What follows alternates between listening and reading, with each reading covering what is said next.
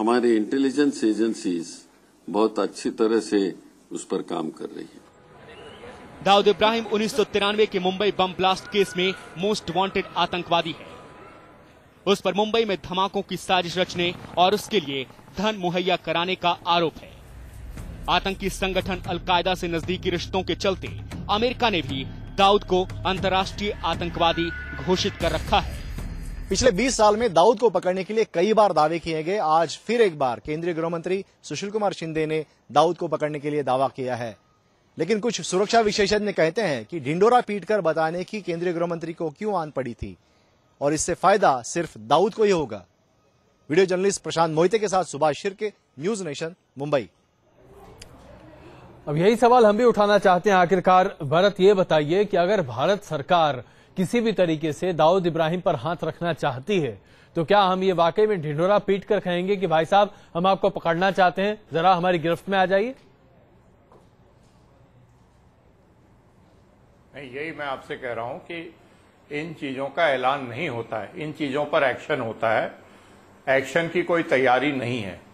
और दाऊद इब्राहिम को अमेरिका ने $10 मिलियन की बाउंटी डाली है हाफिज सईद के ऊपर। वो हाफिज सईद खुलेआम घूमता है, उनके सैटेलाइट के निशाने पर है। सैटेलाइट उसका चप्पा चप्पा देखती है, लेकिन अमेरिका ने उसके ऊपर कोई कार्रवाई नहीं करी, क्योंकि वो हाफिज सईद पाकिस्तान आर्मी का खिलाड़ी है और पाकिस्तान आर्मी की अमेरिका को इस समय बहुत जरूरत है। तो दाऊद इब्राहिम भी पाकिस्तान आर्मी का स्ट्रेटेजिक एसेट है जी। और अमेरिका उसमें कोई मदद नहीं करेगा, क्योंकि अमेरिका डायरेक्टली उसमें इन्वॉल्व नहीं है। तो ये भारत में लोगों का सोचना। और एफबीआई की बात कर रहे हैं होम मिनिस्टर शिंदे जी। एफबीआई अमेरिका ने पाकिस्तान नहीं जाएगी। एफबीआई फेडरल इन्वेस्टिगेशन एजेंसी है जी। उस देश के अंदर काम करती है जी। और वो दाऊद इब्राहिम पकड़ने नहीं जाएगी। तो जिससे वो बात करके आए वो एजेंसी गलत है। वहां के वो एजेंसी जो करेगी वो स्टेट डिपार्टमेंट से, पेंटागन से और सीआईए के थ्रू होगा, जिससे होम मिनिस्टर शिंदे बात नहीं करके आए हैं। तो ये अपने आप में एक कमजोरी होम मिनिस्टर शिंदे की दिख रही है जी। बहुत मायनों में कमजोरी दिख रही है। और दाऊद इब्राहिम वहीं बैठा रहेगा पाकिस्तान में, पाकिस्तान आर्मी उसको हैंडओवर नहीं करने वाली है। बिल्कुल। सिंह साहब, अब जरा हमें ये समझाइए कि आखिरकार हमारे जो गृह मंत्री हैं इस तरह के बयान देते हैं, गाए बगाए जब भी कोई आतंकी हमला होता है हम सीधे दाऊद इब्राहिम तक पहुंच जाते हैं। यहाँ की आईपीएल के मामले पे भी हम दाऊद के पास पहुंच गए थे, लेकिन हमारे हाथ कुछ लगता है नहीं। तो क्या दाऊद इब्राहिम तक हम कभी पहुंच भी पाएंगे? क्या वास्तविकता है, लगती है आपको? गृह मंत्री जी का जो कुछ भी कहना हुआ है ये ओवर एम्बिशन है। एक्चुअली ये इंटेलिजेंस ऑपरेशन जो है उसको सूट नहीं करता है जी। अगर हमें करना भी है तो हमें बहुत क्लैंडस्टाइन वे में, बहुत सीक्रेटली, जो किसी को कुछ पता भी नहीं चले, जैसे होता कि बाएं हाथ को दाहिने हाथ का पता नहीं है, इस तरह की बात होनी चाहिए जी। लेकिन चूंकि ये पॉलिटिशियन हैं, राजनीतिज्ञ हैं, एजेंसी को भी थोड़ा बूस्टअप करना चाहते हैं जी। और पब्लिक को भी अपने आस्था दिखलाना चाहते हैं कि पब्लिक हमें आस्था रखे कि जो दाऊद उग्रवादियों का जो हेड है उसके लिए मैं कितना प्रयत्नशील हूं। तो इनके अपने कहने का तरीका है, लेकिन जो कि इंटेलिजेंस ऑपरेशन को सूट नहीं करता है। बिल्कुल। भरत, इससे पहले कि हम चर्चा को खत्म करें, हम आपसे एक बात और समझना चाहेंगे। हमारे तमाम राजनेता हर मामले पर लोगों की बातें जरूर करते हैं और टुंडा और भटकल की गिरफ्तारी के बाद उसकी निशानदेही पर अब लोगों की गिरफ्तारियां भी शुरू हो रही हैं, जिसका एक फुटेज हमने आज अभी दिखाया भी अपने दर्शकों को न्यूज नेशन पर। अब ऐसी स्थिति में क्या आपको लगता है कि हम वाकई में भटकल और टुंडा की कहे बातों पर कुछ और कदम बढ़ा भी पाएंगे, या ये गिरफ्तारियां भी ठीक वैसे ही रह जाएंगी जैसे कि दाऊद के पहले कुछ साथ काम करने वाले लोगों को हमने गिरफ्तार जरूर किया लेकिन उनसे कुछ आगे बढ़त नहीं बन पाई?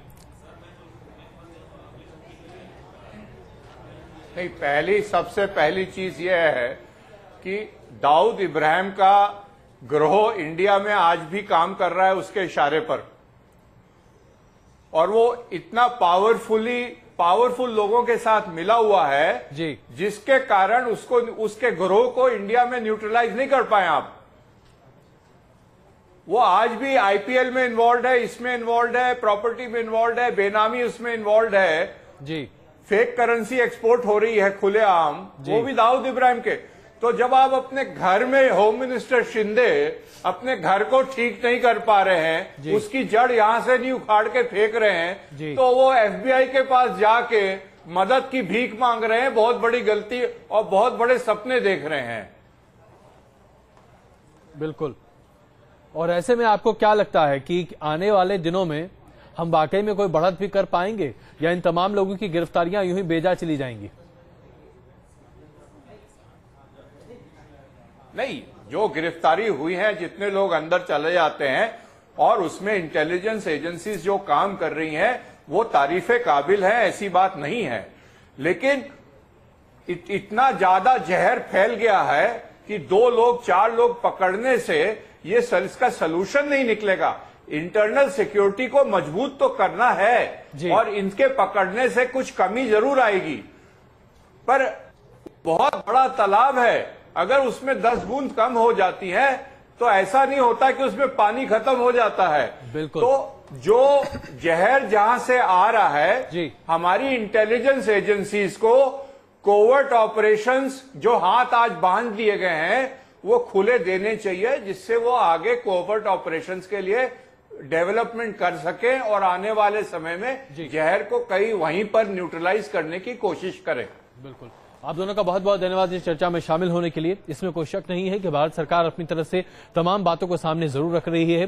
न्यूज नेशन ने आज आपको उस व्यक्ति का चेहरा दिखाया जो कि एक बम धमाके के लिए आरोपी जरूर है, लेकिन अभी उसे पकड़ा जाना, अभी तक कम से कम पुलिस उस पर कुछ खास कदम नहीं उठा पा रही है। हम यहाँ रुकते हैं कुछ देर के लिए, वापस आते हैं और बात करेंगे उत्तर प्रदेश की।